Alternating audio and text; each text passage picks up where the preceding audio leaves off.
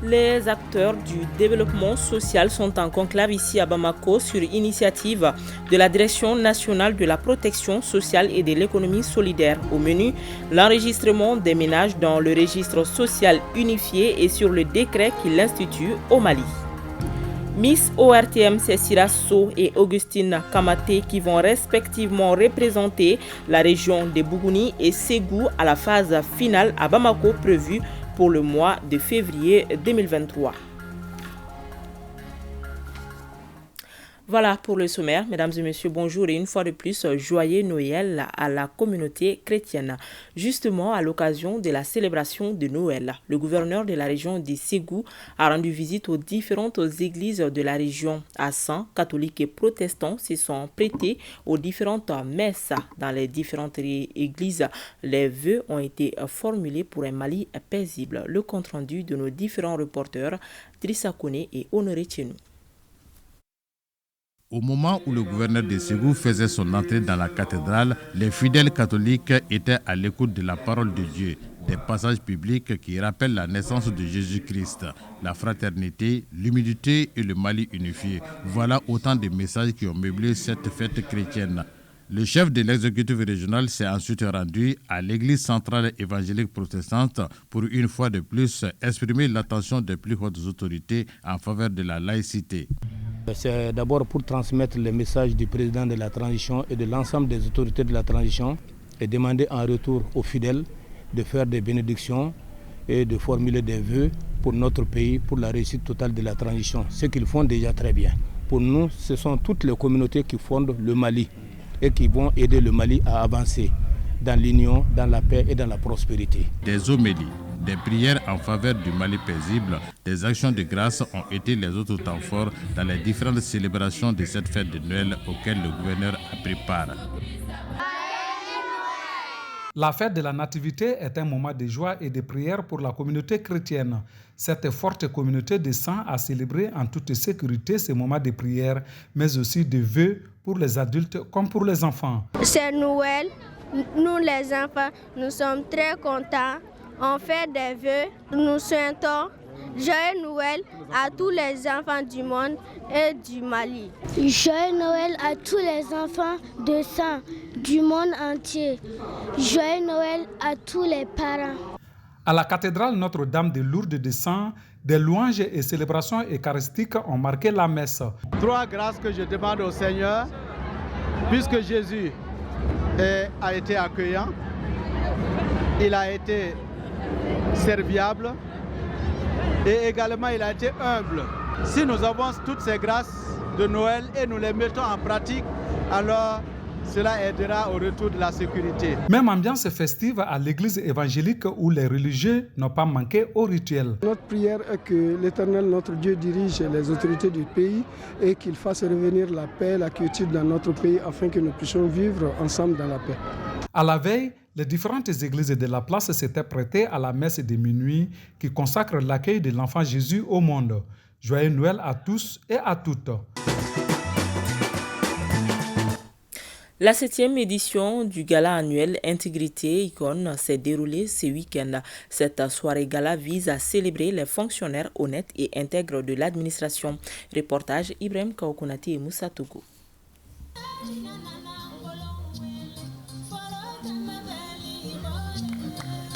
Au cours de ce gala, 4 lauréats ont été récompensés. Ce qui est très important, c'est que c'est une campagne citoyenne, c'est-à-dire que ce sont les citoyens eux-mêmes qui nominent les fonctionnaires que vous avez eus ici en face de vous ce soir.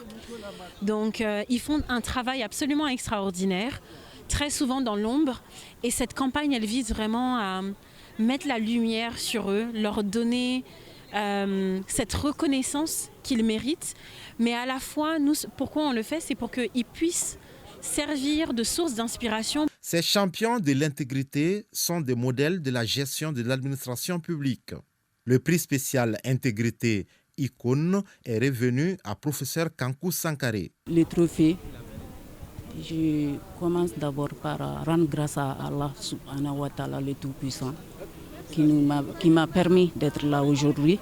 Je dédie le trophée à l'ensemble des populations vulnérables du Mali, au peuple vaillant et résilient du Mali, à toute ma famille biologique aussi bien que par alliance.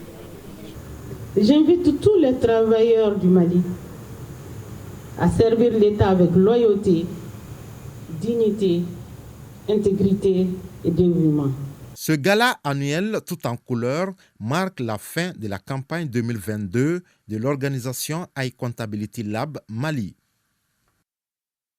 L'enregistrement des ménages dans le registre social sur le décret qui l'institue au Mali, le sujet était au centre d'un atelier d'information et de sensibilisation des acteurs du développement social.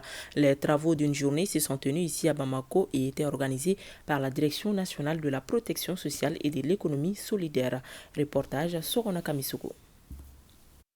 Le registre social unifié RSU est un outil d'aide à la décision des politiques de protection sociale. Il a été conçu par le gouvernement et ses partenaires pour mieux réguler le système de protection sociale au Mali. Pour une mise en œuvre efficace de l'outil, les acteurs du développement social et de l'économie solidaire et les partenaires sont autour de la table pour une meilleure appropriation des textes. À l'issue des travaux de la première conférence nationale sur la protection sociale tenue en octobre 2015, il a été souligné la nécessité d'étendre le registre social à l'ensemble des bénéficiaires de protection sociale, d'où l'appellation registre social unifié, conçu sur les régimes contributifs et non contributifs, c'est-à-dire tous les bénéficiaires de la sécurité sociale et les bénéficiaires des programmes, des filets sociaux, d'assistance médicale et d'action humanitaire. Le registre unifié est désormais la porte d'entrée privilégiée pour toutes les initiatives de protection sociale au Mali. Il est aussi un système ouvert, interopérable avec d'autres bases de données nationales sur les personnes.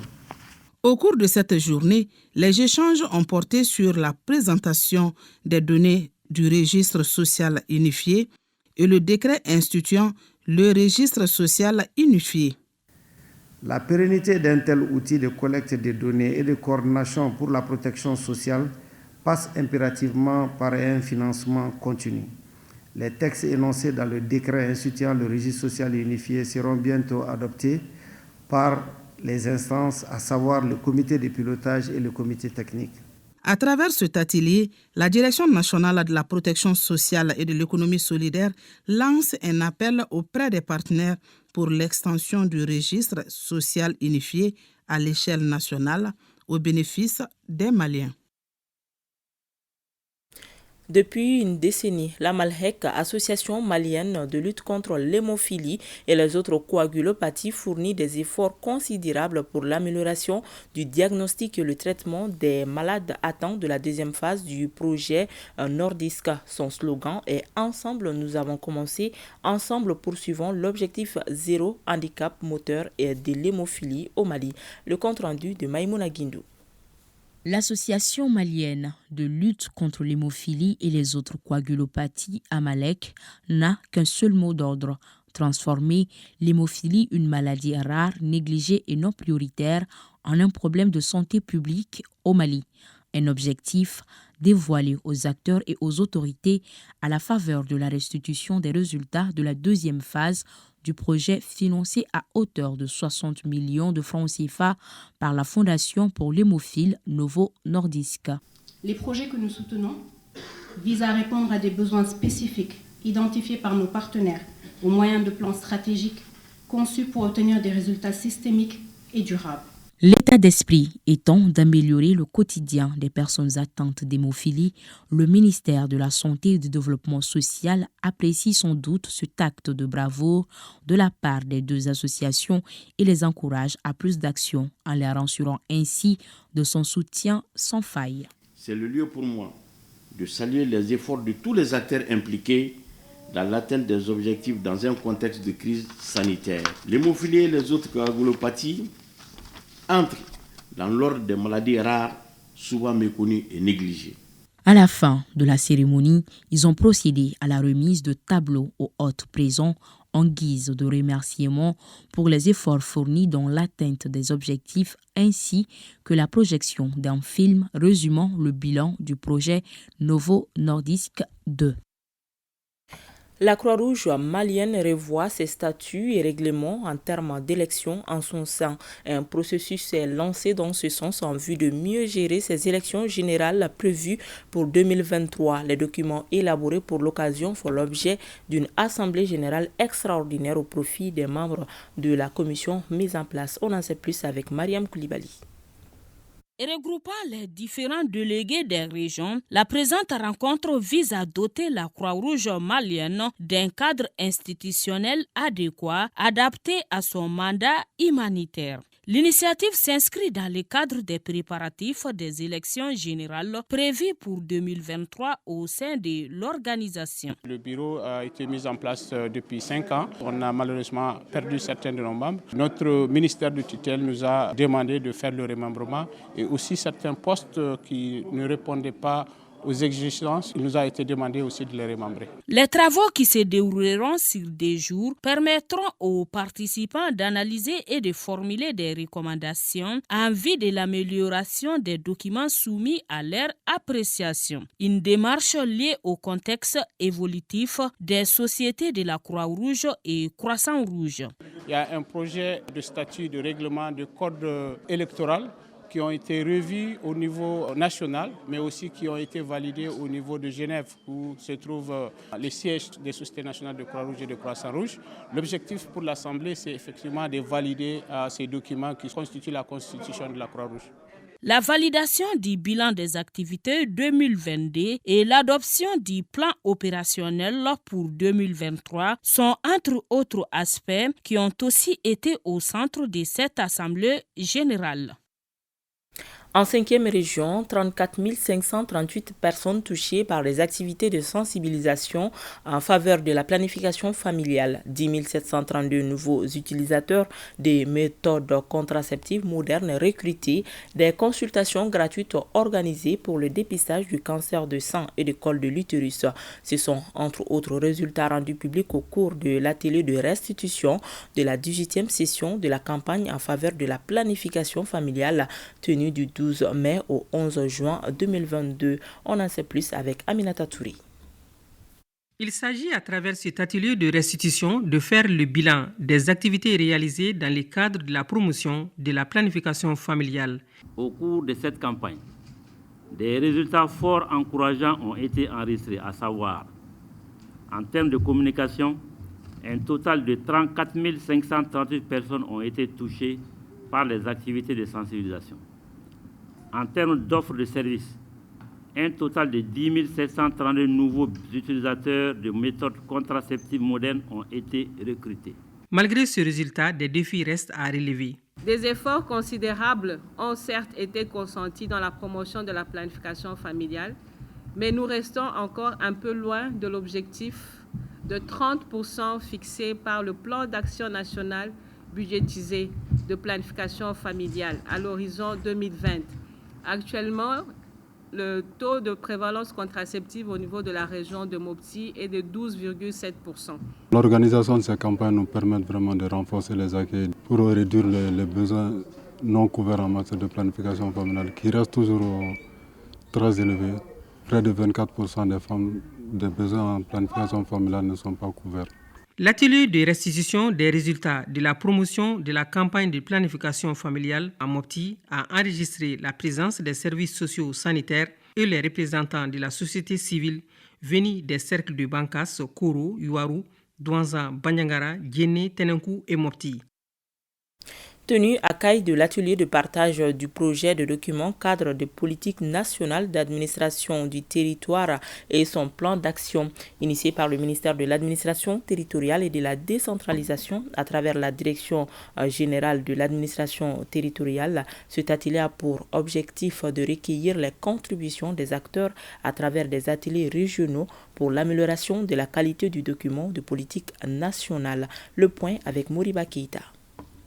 Il s'agissait pour les participants au cours de cet atelier d'apporter leur contribution au document cadre de politique nationale de l'administration du territoire qui fera l'objet d'une validation assortie de conclusions et recommandations. À l'issue d'un parcours minutieux du document par les participants et répartis entre deux groupes de travail, les résultats ont fait l'objet de validation en plein air après discussion. Cet atelier-là est venu à point nommé.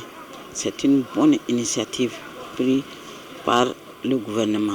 Vous aurez ainsi, au terme de ces discussions, eu à positivement contribuer à la démarche devant permettre la consolidation de la vision et les objectifs du document cadre et de son plan d'action pour l'édification d'une administration moderne, performante, efficace, efficiente et outillés pour une gestion durable. Les recommandations formulées à l'issue de cet atelier sont entre autres revoir à la hausse la durée de l'atelier à venir, relire le décret fixant le port de l'uniforme du personnel de commandement, référence plan d'action 2321 en élargissant au cadre de la DGAT et en instituant une tenue spéciale pour le personnel féminin en ce qui concerne la coiffure, limiter le nombre de partis politiques.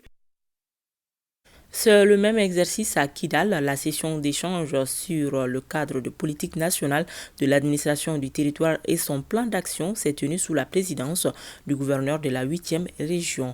Reportage à Sidi El-Medi Ag Al-Baka. Cette session d'échange vise à partager les projets du DPCNAT et son plan d'action en vue de recueillir les contributions des représentants de l'État, les élus, les leaders de la société civile pour l'amélioration de la qualité du document de la politique nationale de l'administration du territoire. Nous avons aujourd'hui un document que nous avons souhaité de partager avec l'ensemble des régions du Mali. Aujourd'hui, nous sommes à Kidal pour pouvoir partager ce document avec les administrateurs de la région de Kidal. Cette initiative vise à faire de notre administration une administration moderne, performante, efficace et efficiente. PNAT ambitionne de mettre fin à une administration territoriale gérée au gré des instabilités institutionnelles, au pilotage à vue du fait de l'absence de vision pour orienter les projections en termes de gestion administrative des territoires. À noter que 50 participants ont pris part à ces échanges qui ont été marqués par un nombre important de contributions pour une bonne gouvernance dans notre pays.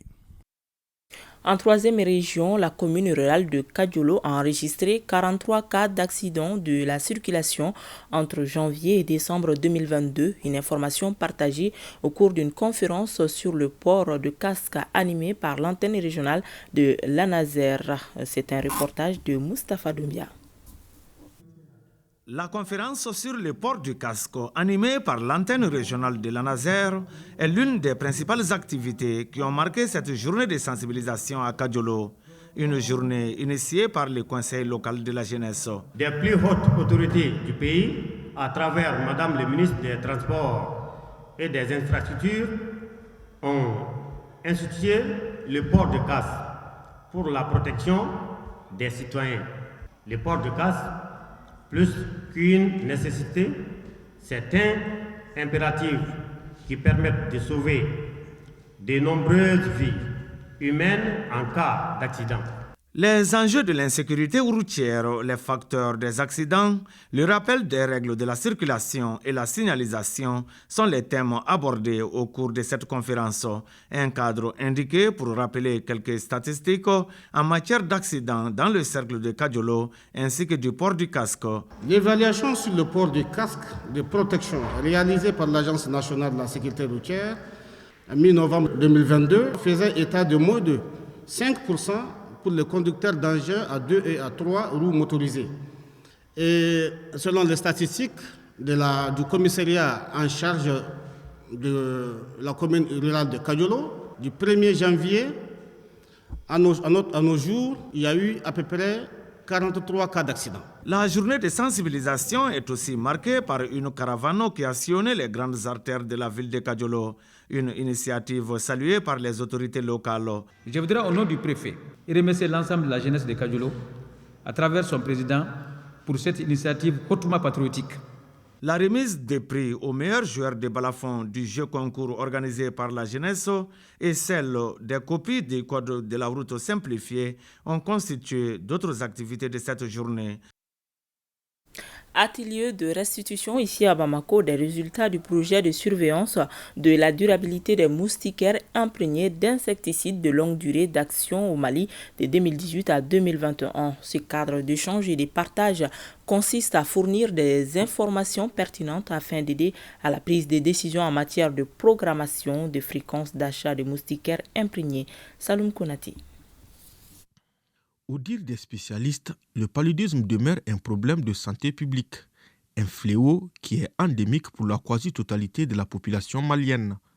C'est soucieux d'assurer une protection continue de la population à travers une utilisation des moustiquaires de qualité que le laboratoire de biologie moléculaire appliquée initie cette rencontre. Les orientations de l'OMS basées sur les évidences scientifiques estiment que la durée moyenne du moustiquaire imprégné est de 3 ans. Cependant, chaque pays se doit, dans un contexte de distribution à l'échelle des milles, de mener des études sur la durabilité des moustiquaires et la résistance des vecteurs aux insecticides afin de disposer des milles de qualité pour le processus de distribution. Selon les statistiques du système local d'information sanitaire SLIS, les moustiquaires imprégnés d'insecticides à longue durée d'action sont une intervention essentielle dans la lutte contre le paludisme. Depuis 2008, on a un taux de couverture assez élevé. Donc dans ce contexte, il était important de voir la durée de vie des moustiquaires au sein de la population. Nous avons vu qu'il y a des comportements qui nuisent à l'efficacité des moustiquaires imprégnés. Surtout les lavages très fréquents de ces moustiquaires et aussi le séchage qui se passe au soleil qui font que les insecticides qui sont dans ces moustiquaires sont altérés et ne peuvent plus repousser ou tuer les moustiques, ne peuvent plus piquer les populations. Donc c'est des comportements qu'on a pu constater et qui prouvent que nous devons changer de comportement. Les recommandations issues de cet atelier apporteront une réelle valeur ajoutée en termes d'information d'aide à la prise de décision. Cela afin d'optimiser les efforts de lutte contre le paludisme. La Miss Ouertième de la région de Bougouni, première édition, s'appelle Sirasso. Celle de Ségou se nomme Augustine Kamaté. Elles représenteront leur région à la phase finale, ici à Bamako, prévue pour le mois de février 2023. Le compte rendu de nos différents reporters, Honoré Tchenou et Abdul Karim Konati. Cette nuit Ouertem de Bougouni, au-delà de son aspect récréatif, a été celle du rendez-vous de la culture malienne en général et la beauté du Bani Mounouché en particulier. Cette nuit, au-delà de la grande opportunité médiatique régionale et nationale qu'elle offre, est un tremplin pour le brassage socio-culturel de notre jeunesse, gage de l'avenir de notre pays. C'est pourquoi elle a été adoptée et soutenue par le gouvernement du Mali il y a plus de 20 ans. Ainsi, l'Ouertem de Bougouni a décidé d'élargir cette activité à l'ensemble des cercles de la région dont la substance nous représentera dignement à la phase finale prévue pour le mois de février prochain à Bamako. À l'issue de cette soirée riche en son et en lumière, mademoiselle Sirasso, élève au lycée public Kalilou Fofana de Bougouni, 10e année, a été élue Miss Ouertem Bougouni édition 2022. Pour cette première édition, nous sommes sortis très contents et réconfortés parce que le début de toute chose est extrêmement difficile. Mais aux candidates, elles viennent de montrer encore une fois qu'il faut aller de l'avant. Au-delà du caractère festif, vraiment on a vu la diversité culturelle à travers cette élection Miss. Cette célébration de la beauté africaine est une activité ponctuelle à travers laquelle les responsables de l'administration de l'ORTM et le comité syndical œuvrent à l'unisson en faveur de la culture et de la cohésion sociale. Le thème de cette édition 2022 est « Ensemble pour le Mali courant en marche ». À travers cette soirée, la cellule syndicale de l'ORTM Ségou contribue au développement socio-culturel de la région, l'une des missions de l'ORTM. J'invite les Ségoviens à s'approprier l'ORTM, leur outil d'information, de communication et d'éducation. Dans des critères physiques de la tenue, de l'élégance et de la communication, c'est mademoiselle Augustine Kamaté qui se classe première. Elle est âgée de 20 ans et mesure 1,75 m pour 55 kg. Elle bénéficie donc d'une enveloppe de 200 000 francs CFA, plus un lot à usage d'habitation et plusieurs autres cadeaux. Je suis très contente ce soir d'être Miss Ségou. C'était un rêve et pouvoir être Miss Ségou et pouvoir le représenter lors de Miss ORTM Bamako, ça c'est une fierté pour moi. Ces nuits ORTM, au-delà du fait que c'est la beauté de la femme qui est célébrée, je crois que ces nuits nous replongent dans notre riche patrimoine culturel immatériel à travers les pas de danse, à travers d'autres pratiques sociales, comme les tenues vestimentaires. Donc de ce point de vue, c'est un observatoire extrêmement intéressant pour la jeunesse. Il faut d'abord commencer par saluer ce retour des nuits ORTM. Je pense que toutes les postulantes, elles sont toutes belles, honnêtement. Mais il est du devoir et de la responsabilité du jury, n'est-ce pas, de mettre un nom sur le visage de chacune des 3 postulantes. Je veux parler, n'est-ce pas, de la Miss et de ses 2 dauphines. Miss ORTM s'inscrit ainsi en droite ligne de la refondation du Mali sous les couleurs de la culture malienne. Félicitations aux candidates. Retrouvez donc Ibrahim Traoré pour la grande édition du soir pour vous dire que c'est la fin de cette édition. Merci de l'avoir suivi. À demain 13h s'il plaît à Dieu.